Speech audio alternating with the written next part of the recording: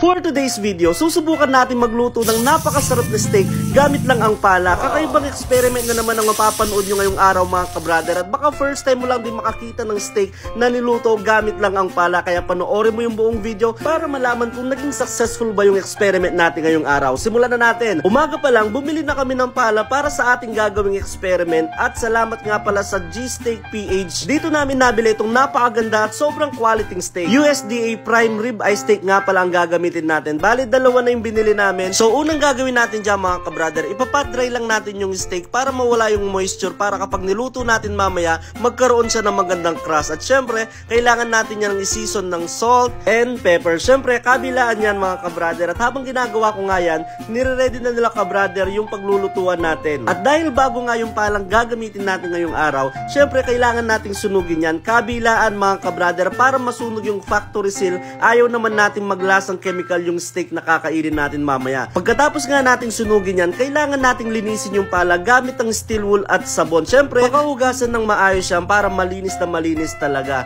At next na gagawin natin, isisiso na natin yung pala. Kailangan mainit na mainit mga kabrader at maglalagay tayo ng mantika para maging non-stick din siya. At kapag ready na, isasalang na natin yung ating steak. At dahil manipis lang yung steak na nabili natin mga kabrader, lulutuin lang natin yan ng 1 minute kabilaan. At after 1 minute nga, binaliktad natin yan. Kung mapapansin nyo, sobrang ganda ng nagawa nating crust sa steak na to. So, nagtapon lang tayo dyan ng butter, bawang, naglagay ng rosemary, thyme, at binaliktad lang natin ng mga ilang segundo mga kabrader.